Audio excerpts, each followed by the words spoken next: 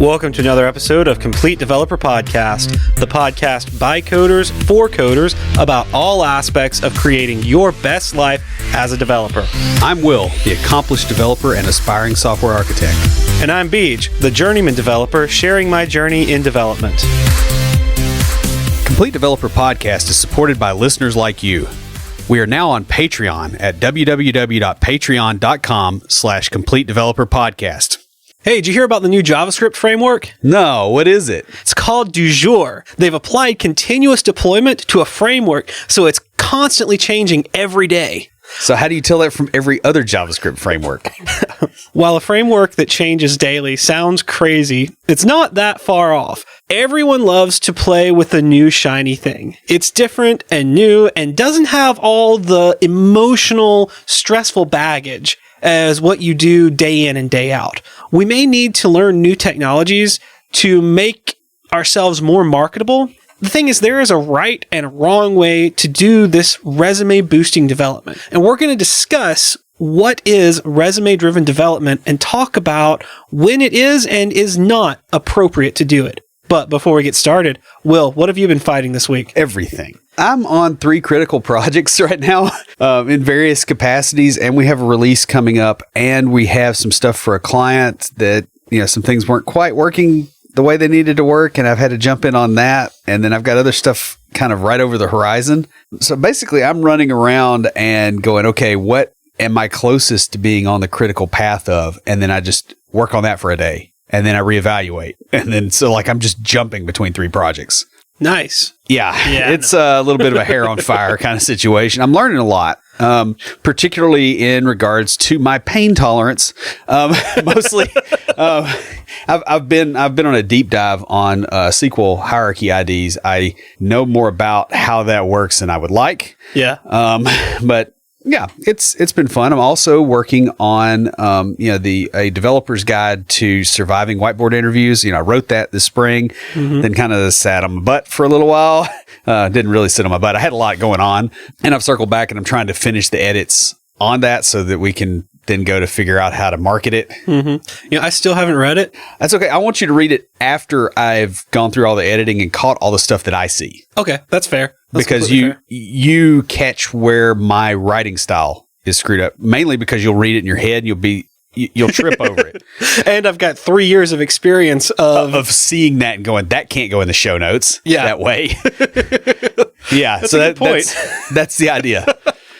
Because otherwise it won't get caught until it gets out, and somebody goes, "What does this mean?" And yeah, that makes perfect sense. Yeah. I follow your thought process there. That, and it's kind of embarrassing because I wrote it all in VS Code, so it doesn't even get a spell checker highlight sometimes. I've noticed that's kind of squirrely. I'm not sure why that is. A spell checker plugin doesn't always depends on the plugin you're using.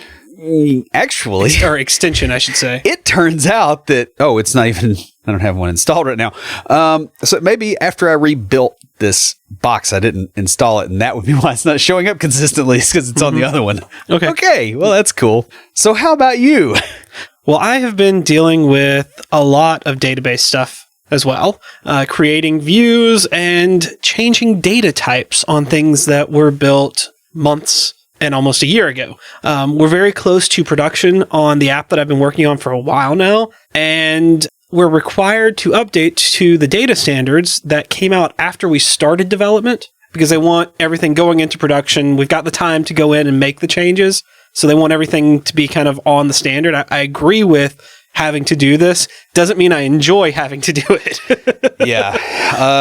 I've kind of been there before. Retrofitting stuff after the fact is not a lot of fun, especially stuff like changing data types in a database, because a lot of times you're having to do pretty funky things to the tables to make that happen. You got to make a column that's of the new type, copy and convert, then delete the old column and then rename. Yeah. Yeah. That's what we're going through right now. And our DBA is also working on some critical things. So it's kind of hit or miss when her availability is.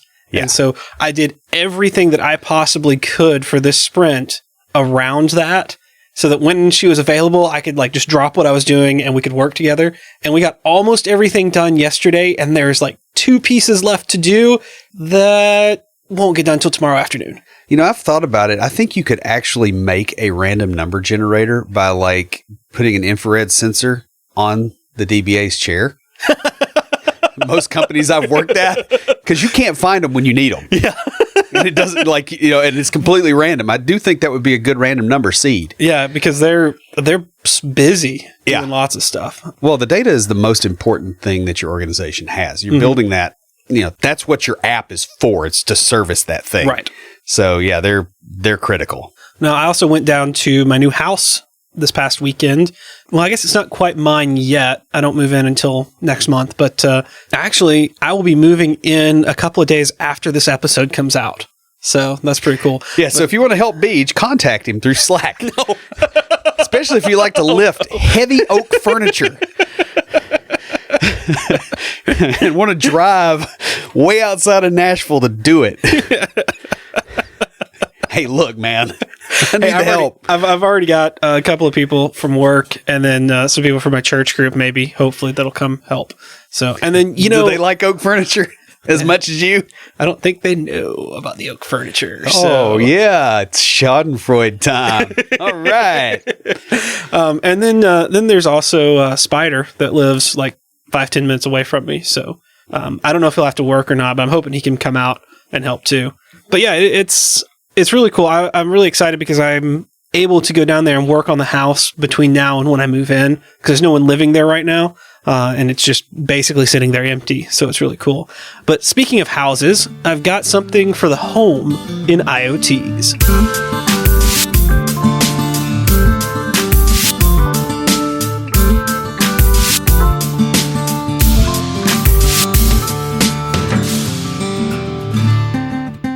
So this is an IoT-based home automation project using Raspberry Pi. It automates home appliances and allows you to control them using any device that has a browser on it. It combines a Raspberry Pi with a microcontroller-based circuit that interacts with the IoT Gecko, which is a free online interface.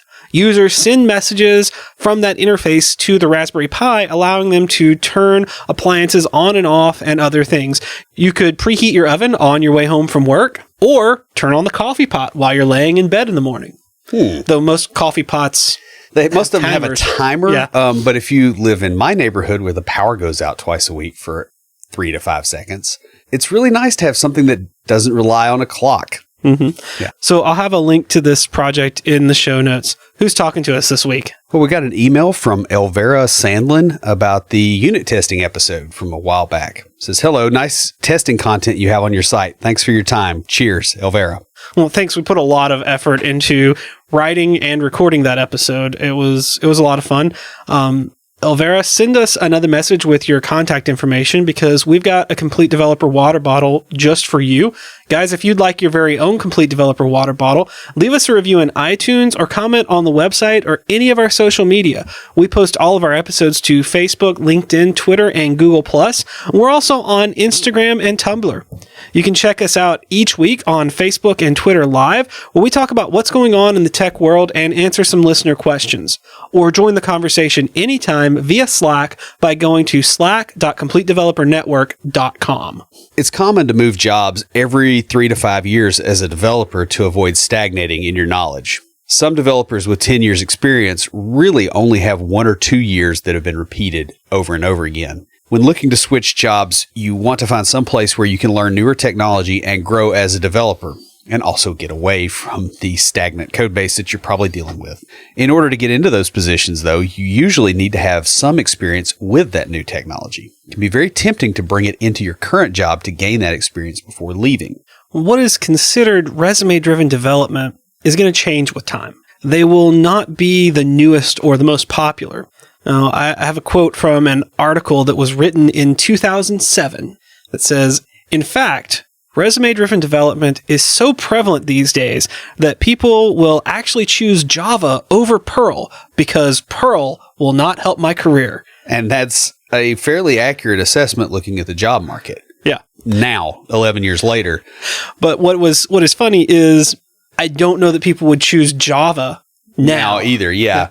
But the thing is if you need, regex at the level that Perl has it and a lot of the utilities, that is the correct choice, and Java would not have been. Right. So what I was getting at with this is that what is considered the new resume-driven type of development won't always be the new stuff. Right, because I remember when Ruby on Rails came out, and that was the new hotness. You know, I got books, and I actually sat by my boss from my job at that time when I was learning Ruby on Rails today at lunch.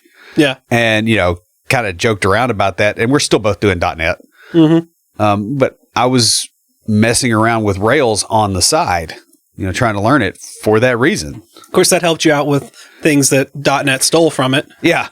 So one good thing is, you know, it's nice to be in a black hole platform that sucks in all the light from the other platforms. It makes it a lot easier. So you can learn the good stuff, but you don't really ever have to really use it in production, so you don't ever start hating it. That's true. Yeah. So we're going to start off defining resume-driven development, sort of what does and does not qualify as resume-driven development. Then we'll discuss when it is and is not appropriate to use it. So starting off, what is resume-driven development, or RDD? At its most basic, resume-driven development is the practice of picking new or popular technologies for your work in order to make your resume look more impressive. And this is, you know, for your day job, like you're doing paying work.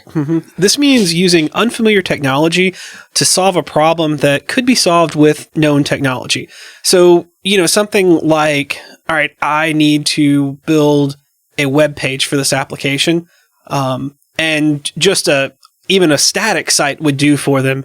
But I really want to learn all these new JavaScript library, so I'm going to build a single static site with Angular. Yeah, well, I was going to say I'm going to build a single page application with Angular for the need of, you know, just a static site. Yeah, and the point here is you may not even know much about the stack that you're trying to use and what the limitations are before you start doing this. Resume-driven development can be very buzzword-driven. Yeah, in fact, it's almost entirely buzzword driven. Sometimes it's the newest thing. Other times it's the most popular or well-known. So like the newest thing right now is not Angular or React. No, but they are the most prevalent. They're the things you hear about all the time. They're what the cool kids are doing, so to speak. And where the bulk of the job market is. Right. You know, for well-paying stuff. I heard about what some React developers are making, which was pretty shocking. Wow. No. It becomes a popularity contest between technologies, languages, frameworks, operating systems, modes of computing, etc. Yeah, it's one of those things where it's not about what works best, but about who's the coolest. Yeah. So it's like sport martial arts. Yeah. You know, it's like who has the coolest technique, not, you know, who can just mop the floor with you. I think about like student government elections in high school, or junior high is even worse. Oh, yeah. Where it's not the person who actually wants to go into government or wants to make a difference, but it's about who has the most friends. Yeah, but I'm not exactly sure how I got in student government at that point then. Maybe nobody else ran. Maybe that's what happened. That's possible. Actually, that's probably explanatory. Yeah. Okay, so moving on. Not all use of new or popular technology is resume driven. That technology exists for a reason. It solves a problem. If you're using something new or popular because the way it solves the problem is better than your current technology, then it wouldn't be considered resume driven. Right. You're picking it based on the project. Right. Another case may be when upgrading applications and systems to newer technologies so they're maintainable. It can be hard to find developers for older technologies.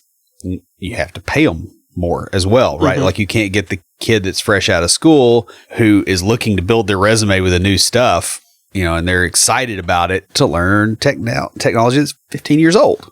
Right. No. And so you want to upgrade that. And also you need to be looking at right now moving forward, but that 15-year-old technology in 10, 15 more years, there's not going to be anybody around. Yeah. In the job market that can do it. Yeah. But on the plus side, it's really easy to win in a competitive marketplace when all the competition is dead. You know, you're basically a small mammal right after the dinosaurs got wiped out. Pretty much. Resume-driven development is part of a larger problem called principal agent. Now, is that the guy that sells your house? No. Is that like the lead guy that Neo got in a fight with? Possibly. Okay. Yeah. So the principal agent problem can be described like this. You have a principal, which is, say, the manager, and the manager hires the agent or developer to build something. So the agent's interests are building up desirable skills. Because that's what they're paid for. Right. The principal's interest is in creating a great product using the correct tools for that. Yeah, and these interests may not align towards mutual benefit. Mm-hmm. If the principal allows the agent free rein, the agent will prosper and the principal will suffer. And if the principal says, no, you're going to do it this way, the agent eventually suffers. Right. So I found something really neat online for our next point. It's from rdd.io, and we added some comments to it. But it's a resume-driven developers manifesto. And it's sort of based on the Agile Manifesto. So in 10 years, nobody's going to be following it? I do want to say to the developer, or to the creators of rdd.io, if you contact us, because this is funny. Yeah. Like, shoot us an email or something. But it's 4 kind of principles of resume-driven development. And the first one is, we value specific technologies over working solutions. Nice. That is from the Agile Manifesto. Was it working solutions over methodologies or something? Yeah. So yeah, like I said, it's very. They did a great job. This is like U-level parody. Oh Lord. So what this would be is, if you're building a single page application instead of just a regular web page for a blog, for instance. It's a focus on the technology used to build the application rather than the actual functionality or business purpose of the application itself. Yeah, which is fine with a toy app. Yeah. Right? Or something that you don't care about selling. Now, the next one is also fun. We prefer hiring people with buzzwords over proven track records, which is hilarious because I'm pretty sure that that's the HR department of a fair few technology companies anyway. Yep. This is the old keyword filtering of resumes. It can be dangerous listing out skills that you barely know. Yeah. So when I was interviewing, I had MVC, and I had done 1 or 2 applications with MVC, not really that much. And I interviewed for a job, and they raked me over the coals. Yeah. And I think part of it too was I was interviewing a little above my ability. Yeah. And just to sort of, it was sort of a to see if I could get it kind of thing, to test myself. But, I remember calling you afterwards. I'm like, man, I got to bone up on my MVC if I'm going to get a job. Yeah. So the next one, we desire creative job titles over technical experience. Yeah. That's another fun one, right? Like, if you're, if your job title is some variant of a Magic the Gathering card, makes you sound like you're really cool, but you actually can only have 1 health point. Yeah. I think I mixed metaphors a little bit there, but that's fine. So you're going to see this a lot more in the startup community, or in kind of the Silicon Valley giants. Or people that think they are. Yeah. Those are the worst, actually, for doing that, because they're like, oh, the cool kids are doing this. It's almost resume-driven development for the technical managers and the technocrats. It's like, I ran a company that was forward-thinking, and we made up titles for our developers that just don't mean anything. Mm-hmm. It is less prevalent in your older or larger organizations. They just don't care about sounding cool. Well, there's that, and they also have to come up with a pay grade for that position. And if you're, if you sound like, you might help King Arthur take back his kingdom, they don't really know what to pay you as a rule. Yeah, they tend to have standard titles, job titles across the organization just to make that easier. So that, especially in a larger organization where you may have multiple development departments, and so that you're not calling someone a knight of the round table, right, in this organization, and then a stormtrooper in this other part of the organization. Right, because you're switching from being a tank to being DPS that aims badly. Right. Yeah, just like totally. There's a whole bunch of people out there going, man, I didn't realize he was that much of a dork. He is, guys. Surprise. Guys, these cool creative titles also don't translate well to jobs outside of that organization. Which is why they give them to you. It's to keep you there. Yeah. So when you put it on your resume that, I was a knight of the round table at XYZ organization. Do you dance whenever you're able? Yeah. Sorry. And I really hate that trend. I just want to point that out. That's why I'm just like raking it over the coals. I mean, I think it's neat, but and here's the thing, if you are neat is the way you should drink scotch, not have a job title. Well, here's the thing. If you're going from startup to startup and that's your thing, then it's okay. So the next one, we would rather react to trends over selecting more pragmatic options. Yeah. A leaf in the winds of change rather than an oak enjoying the breeze. Good way to put that. I don't even know how to say this. It's other than the leaf in the wind, because you're not stable. Well, have you seen people that, and you'll see this with programming languages and platforms, but people that know one human spoken language know it well. People that are bilingual tend to do pretty well. You start getting to like 3, 4, 5 languages, and you find that in most of the languages, they don't really sound very intelligent when they talk in that language, because they're so used to, they never really got the deep dive in something. Mm-hmm. And that's what this does at an organizational level. And oh, by the way, your code's running on somebody else's system and handling critical business processes. Mm-hmm. So stability may not be the coolest, sexiest thing in technology, but it's something important to the people using that technology. Yeah. However, if you don't like stability, you can always push out a Windows update. Or go work for Facebook. I got burned this morning. Yeah. It happened to me last night while I was working on stuff. I had to actually turn Wi-Fi off on my laptop to get things done. I had some decom process that was taking like 15 gigs of RAM. Yeah. It went nuts. And I'm like, what in the world? Like, this box that's brand new. And it was just, I couldn't move. Like, the mouse was not keeping up. Yeah, that's what I couldn't click on things. And I'm like, what is the, I think I told you last night, I'm like, my laptop is acting like the crap top used to. Yeah. So anyway, stability. So let's talk about why coworkers end up detesting resume-driven development. Instead of learning on their own time, developers are using company time and resources to learn. Now, there's a value to that, right? But it has to be valuable to the employer. Otherwise, you're effectively stealing.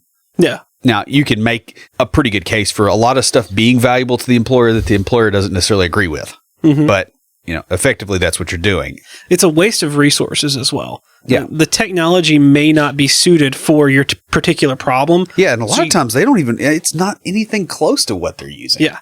So you're wasting your time and their time. And electricity, you're pulling stuff onto their system that maybe destabilizes your actual development system. Mm-hmm. There's a lot of that kind of stuff. And it may require, the technology might not be suited for the problem that company has, and it may require changing other areas just to suit the technology. Because the other thing that resume-driven developers love to do is try to advocate for business process change so that they can use the cool tech. Yep. We should have an Android client. We don't do anything on mobile, but we should have one. But we're a medical device company. But we should have an Android client. Why? Yeah, I was not thinking that ridiculous. I've seen some stuff where you're just like, what? Yeah, I know. I was like more thinking, something of, we build .NET MVC and we produce views and things like that, and them going, oh well, we need to start building our APIs, like web API and returning JSON so that we can use this new front end technology. Right. Let's make a single page app where we don't really need one. Yeah, I see a lot of that. I think about 90% of them are that way that I deal with. I'm like, why is this a single page app? And oh, by the way, they implemented it poorly because they didn't know it well. Mm-hmm. Yeah, it's getting to be a big issue.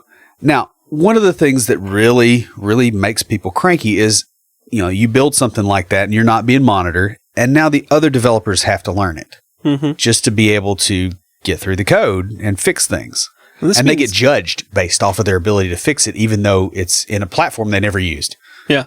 This means extra time spent learning that technology and not addressing actual development. So they have to go out and either take a course on it during the week on company time, or go through a tutorial. Let me tell you what actually happens. What actually happens is the company holds them accountable for getting stuff fixed, and they don't have the ability to fix it, and they have to spend their own time. Yeah. Way too much. This is a rodeo I've ridden at before. It can require a company to hire a less desirable employee just because they know that technology. So the pompous, 22-year-old kid that talks down to the old man that's been coding here forever gets hired because, hey, the last developer they use this whiz-bang technology framework, and we can't spare the time with the old developer. Mm-hmm. So now we have somebody that maybe isn't a really good match for our organization. And oh, by the way, they're going to be gone in a year. Yeah. It may not even just be a bad match like for the team. It could be that that's the only thing they really know how to do. Yeah. And so you bring them in, and that is 10%, but they're the only person that can do that 10%. Yeah. And then the rest of the time, they're just sitting there not doing anything. Or dropping all the foreign key constraints in the database because those get in their way. I've seen that one too. Oh, wow. Yeah. It can be a lot worse than you think. Trends don't always last, and a company may be stuck with unmaintainable code and no way to replace it. If that new technology doesn't take off or gets replaced with something else, it's hard to find developers to maintain it. Like, I don't know, Silverlight, Flash. Yeah, there's a lot of things out there that came and went. Yeah.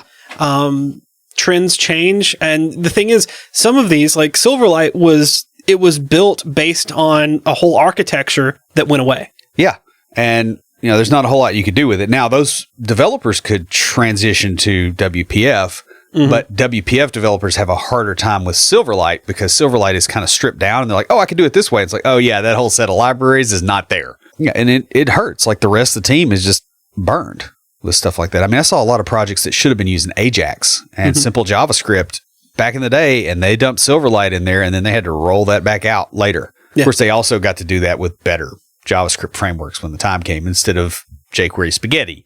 So they got lucky. Yeah, but the thing is, and for those of you guys not familiar with what happened with Silverlight, is it was based on plugin architecture, and when the browsers changed and no longer were using plugin-based architecture. Yeah, unless they really, really trusted them. I mean, that was the thing, too. I think was it Apple that said, yeah, we're not going to let Microsoft code run on our stuff?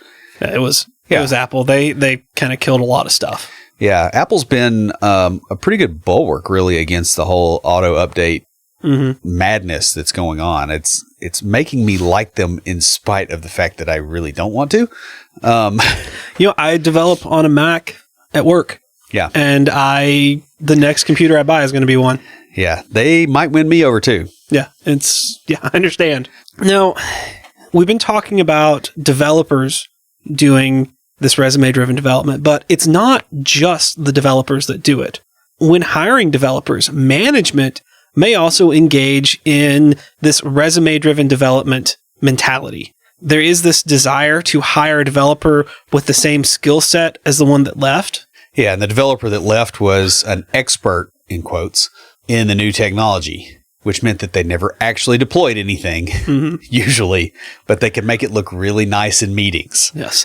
And then management wants to hire someone that is an expert in that technology, even though they may not have any of the other skill sets needed. Yeah, they may not be a good fit with the team, et cetera, and that, the tech may be going the other way, too. They may decide to get away from that. The person in management may also want to say that they managed a team using a certain new technology. Like anything with the cloud in it. Yeah. So they will push that on the team and tell them they need to do this. And they'll also do that with methodology. That honestly, in the early days of Agile, that's how it got so big, is there were a lot of managers that were like, oh, we're going to do this, even though, hey, none of your developers program that way. Yeah. But they're going to force that on. And, it helped Agile get uptake, but it's also part of what has made Agile kind of not work in a lot of organizations, is because it was not put in place by somebody that knew what it was. They wanted the buzzword. I've seen and then it became that. permanent. Yeah. I've seen that with people I've talked to and places that I have done a little consulting with. It's like, yeah, you guys, you got all the right words. The words are there. Yeah. The action behind them and what they actually mean, maybe not so much. Yeah. It's a little bit of word salad. Yeah. The other thing is this happens instead of hiring a person to fill the need of the company. So where they go out and they hire someone that does the thing that they want so they can say they managed a team that did it, or they want to fill the position of the quote unquote expert. Right. And that person just, it's not what the company needs. They, like I said earlier, they can do that one technology and they may, you may be a .NET shop and this person does mean stack, but they got hired because, they could do the new JavaScript framework. Right. That is, in one of your products out of 10. And it's version 1 of that framework, which means that it is completely incompatible with version 2 because they find all the problems later. Right. Yeah. I mean, and this happens all the time. Now, another thing that will occur is salespeople may tell customers a product was built in a particular technology because the customers think that's cool. Mm-hmm. This may be due to a lack of technical understanding on the part of the salesperson. So, the app's built in Java and it is a desktop app and they go, oh yeah, it's JavaScript. Like they don't know. Well, it could also be that they overheard developers talking about a new technology and misunderstood it. I can really see this where developers are, just sitting around talking about the new hotness, going, oh, this is really cool about it and this and that. Or even, somebody brings code in and they show their friends what they did at home. Yeah. I've seen that happen a few times. And the salesperson overhears it. And so they think that's what we have. I wonder how much of the single page applications came about because of this. Yeah. Where salespeople heard someone talking about it and then they went out and told customers. Probably, at least some. In any case, they may make promises that force developers to use something they wouldn't normally use. Now, this is also bad when you've got outsourced development shops and it's like, hey, we're building this tech and we want to use this stack. But the stack that the developers are good at is something else, but they're getting forced to use something maybe that's not even in the best interest of that product, product they're building. Yeah, I've seen some things, some of like the older code that was, when I look at it, now that I'm learning Java in school, I'm going, that seems kind of Java-esque. Like, why are you building it that way with like all those abstractions, your abstract factory? Yeah. And I'm like, that's not really .NET style. Even for older code, that's not .NET style. That's more Java style. Yeah, they kind of hammer something in that, probably should have been in a different language. Now, customers, subject matter experts, and the business team may also want to add a new technology for various reasons. I've seen people get really on the open source bandwagon and we're going to switch everything over to Linux and all this stuff, right? That's great, but you have to make sure that you can actually deliver on stuff. The worst thing in the world is, oh yeah, we're going to switch to Linux and everybody runs a Windows VM anyway because we all have Photoshop. Yeah. I mean, there's dynamics like that happen. This can be difficult when a C-level executive asks you to use a technology that may not be the right choice. They really love JavaScript. You're doing desktop apps. Guess what? Hello, Electron. Okay, I've never heard that. I was thinking more of either they heard something or they read an article and like, oh, this is really neat. I want you guys to do this with our thing, especially if it's a newer thing or if it's a smaller startup type company. Yeah, David Neal had this great graphic that he made that said, note to executives, here's a decision tree for if you need blockchain. And it's, it had the diamond and said, do you need blockchain? And then the arrow went down to no. Yeah, I saw that one. Yeah. But it happens. Customers hear about stuff and they want it used in the product, even if it doesn't make sense. Mm-mm. Yeah, and that's the thing. And this is where, as developers, we have to come in and be like, all right, this is one of the things I like about a lot of the agile methodologies, especially because I work in Scrum. And so especially with that is they may ask for something. And then as a developer, I can come in and go, all right, Yeah, what's the purpose of this? Yeah. Like, what is that actually getting us? Yeah, I mean, I had some of these conversations just the other day where I was like, all right, I know you want this, but this is the reasons why we shouldn't do that. Here's a better or different option. Yeah, and those reasons, by the way, could be, hey, this is the perfect option for the product, but we don't have a team that can do that. That's very true. Yeah. I've had to do that, or we have a platform, we have technical debt that's in the way, and you're not going to spend the time and money to get rid of that tech debt. So this other thing isn't going to work. We have some stuff where we cannot use Angular for our product because of the way that security and some other things are just like set up. There's a lot of weird stuff in there that's old, and we're gradually chipping away at it. We couldn't use Angular, but I could drop Knockout in there in a morning. And, I could see somebody coming and going, oh, you need to do this in Angular, but it doesn't make sense for what we're doing. And the team couldn't have done it at that point. I think they could now, but Knockout, I was able to show everybody how to do it in like an hour. Yeah. And the other thing too here is they may, you may have customers that hear about Angular and like how you can do all this stuff with Angular and how it's really great and awesome. And it really is really cool. It's got a lot of really neat things in it, but they don't know the history of the application. They don't know the technical details involved, right, and why they can't do that. Technically, development managers should handle these kind of conversations, but it may fall on you as a developer to explain why that newest technology may not be the best for what you're building. Well, I liken this to the discussion about solar power, right? Like, it would be really cool if everything was solar powered. However, there are hurdles that have to be overcome. It's not just you drop a solar panel out there and you plug it in because it's all the same, right? That's DC power. It's not AC. Or Marvel. Well played. Yeah. But, it won't plug into what you got. And you have to show those problems beforehand and go, hey, look, if we do this, and this may be a really good solution, but you're not seeing all the stuff that has to happen for that to work. And whatever downsides there are, like, it's dark, it's cloudy, I got to wash the thing off because there's dust blowing around. Like, a lot of times decisions are made on cool factor, not on here's what we can actually do with it and what we can deliver. And really what you're doing here is you're trying to surface those things so that now you can have that discussion. Yeah, I remember I had a friend of mine talking about solar power.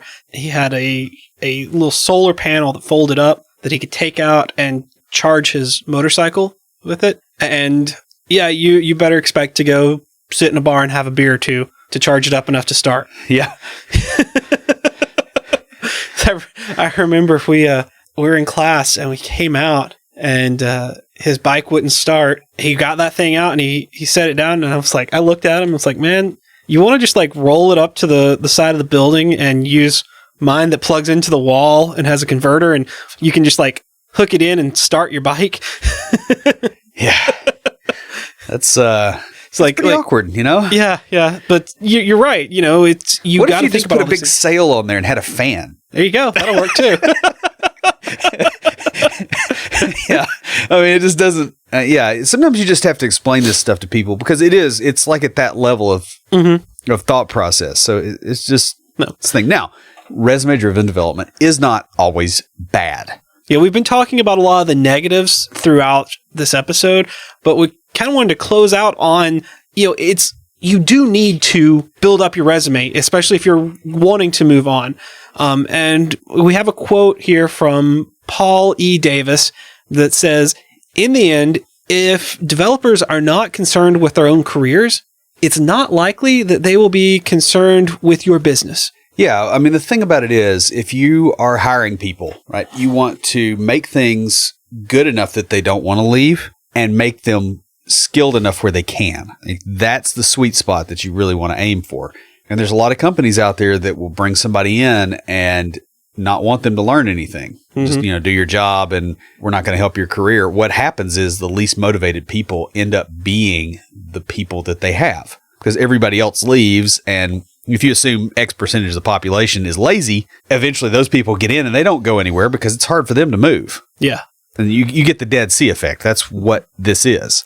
We're going to talk about a few times where it is appropriate to do resume-driven development. Yeah, and the first one is my favorite, which is personal projects. That's the ideal place to screw around with new technologies to build your resume. I built a recipe app in Access, VBA, Visual Basic, C#, PHP, Ruby, Python, Node, something else that I can't recall. Right, because you know the constraints, you try it, you see what the platform will do. That makes perfect sense. Now, if you had built a resume app, I would have said that's very meta, man. Yeah. Yeah, that would be kind of weird. Yeah, I mean, at least it wasn't a calculator. Yeah. Yeah. The thing about this is, if what you're building fails, you're not out of a job. And neither are your coworkers. Also, you can choose how and when to apply the new technology. Yeah, it doesn't go across the board. You could say, hey, look, this one piece, I'm not doing it in this. You know, I can't do this complicated chunk of code in the new whiz-bang link thing that came out in .NET, right? Yeah. Like 2008, there were people putting stuff in link that was just ridiculous. It's like, you can barely write a stored proc to do this. And you're doing it in link because why? So you can make choices like that. And by the way, learning to make those choices with technology where there's unknown unknowns, that's a really good management skill. Like, you're not just building your resume with tech, but you're going, hey, I can show you, here's the decisions I made, why I made them. That's managerial in nature. Also, you're able to work at your own pace without the pressure of deadlines. Yeah. So this reduces stress when learning that new technology. And you can drink a beer while you do it. Yep. You can, use excessive profanity. If you're on certain platforms, that is quite helpful. Somewhat necessary. Yeah. And it lets you take the time you need to research or to go through tutorials or to make mistakes and just like spin out some code and go, oh, this is terrible. 2 days later, you rip it out. You do that at your day job. Questions get asked. You do it a lot. Answers get given. Yeah. You do this every once in a while. Yeah. On something really complicated. And they're like, oh, yeah, well, that's the process of figuring out how to make that work. Yeah. You do this all the time on simple things.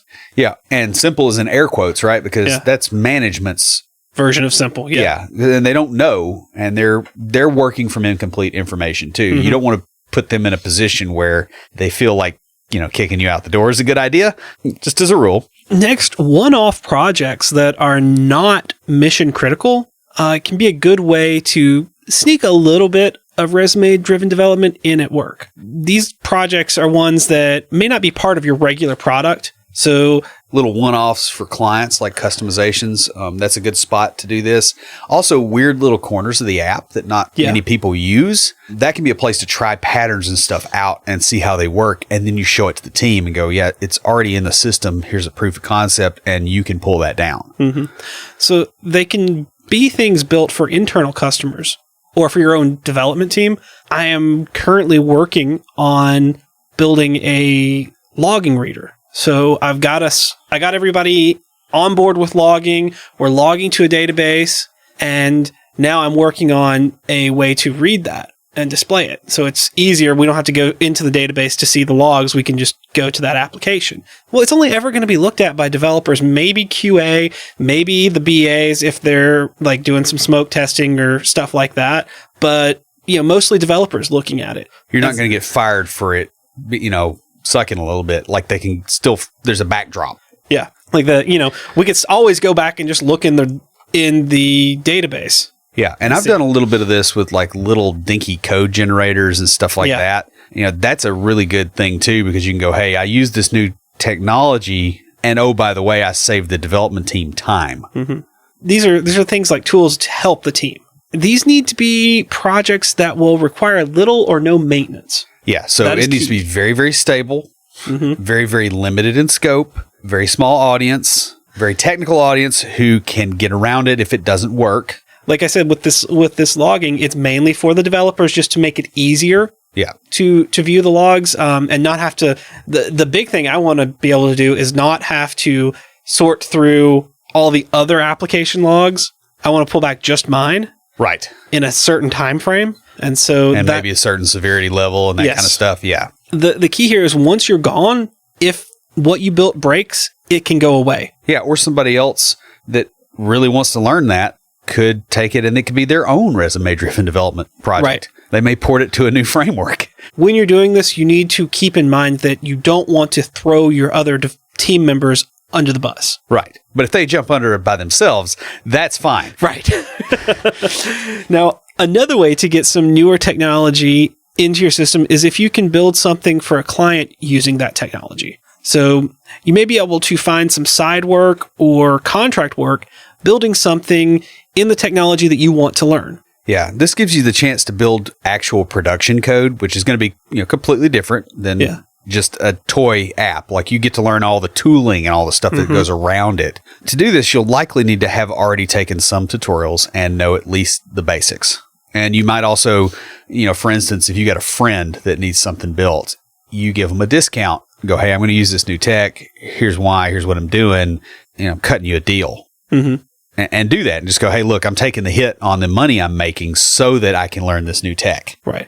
The other thing is you may take a lower, like a hit on money, but you may take a lower pay for working with a team that's doing that on the side. So that's the thing.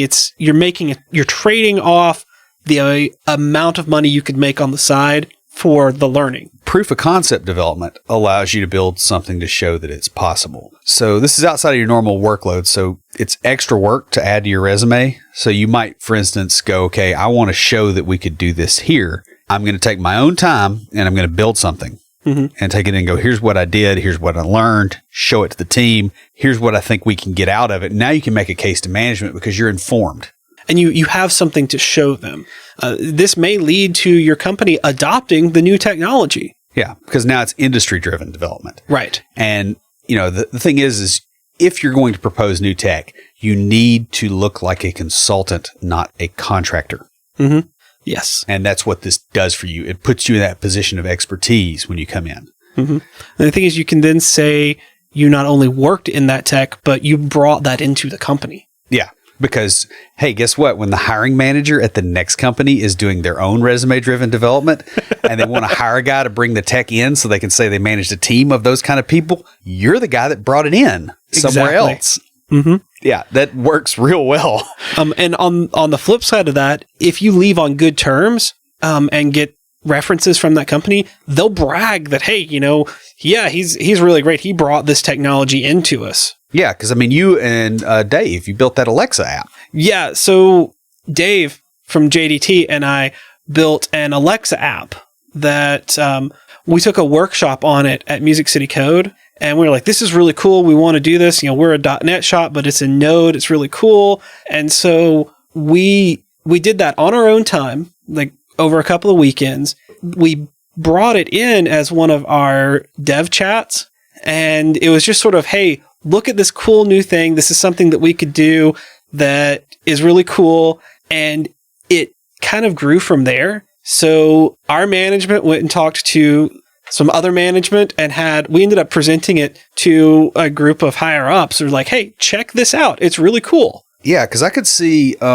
your department, maybe, they would use that possibly, but there's some possibilities just across the organization. Like you could inspire people in other departments. Like I would love, for instance, for TDOT to have that so that it would tell me, hey, yo dog, we've destroyed all the roads that go everywhere from your house. Not that I don't already know that, but it would be cool, right? They could tell me. Yeah. And then I could, maybe like record that and play it on the phone of my boss and go, working from home from now on. Alexa says I can't leave. Yeah. So it's really cool. And the thing that has brought in is now they're talking about possibly doing some other stuff in Node, because it's like, oh, hey, our developers can do this. There's some stuff that we wanted to do that really isn't good with .NET, but Node can do, like a mean stack kind of thing. Yeah. And it's like, hey, we can do this, and our front end developers can work on it, and our back end, and it's really cool. So it has brought us even more than what we were just like, hey, look at this cool thing that we did. Yeah, you're kind of stirring up the water to catch the fish. Yeah. So guys, most developers enjoy using the latest, coolest tools and technologies in what they do. However, over time, the new becomes the standard, and then that becomes the old. Something new will come out, And in today's world, especially JavaScript, it's more frequent than ever. In most cases, resume-driven development is considered a bad idea, especially on the job. It can cause problems for your coworkers and the company down the line, even after you're gone. If you suspect someone that you work with is kind of doing some resume-driven development, ask them why they're choosing the particular technologies to solve the problems that they're having. They may be bringing something that is good to the table, or you may prevent them from disrupting your code base before they leave for something better. Yeah.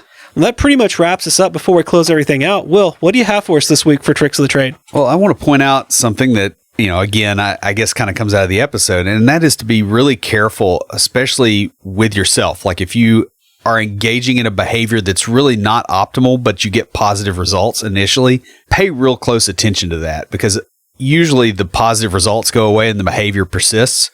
Beej and I were kind of talking about this, the way that we build show outlines. And we did several in a row one way for various reasons, and it worked out really well. And it was not appropriate for the long-term health of the podcast. It was a bad way to approach things that worked for 2 or 3 episodes in a row, and it kind of burned us a little bit today. And you've got to be very cognizant of that. Like, catch yourself when you're undertaking action that worked previously. If it has kind of stopped working, you need to reevaluate it. And resume-driven development is a great example of that, right? Like you're early in your career, you build something on the clock, you get a promotion, pay raise, go somewhere else kind of thing. By the time you're a mid-level developer, it's pretty damaging. And by the time you're a senior developer, it's real damaging. It's a bad behavior that you didn't check before it started having negative consequences. So just pay attention to that. And that's all I got.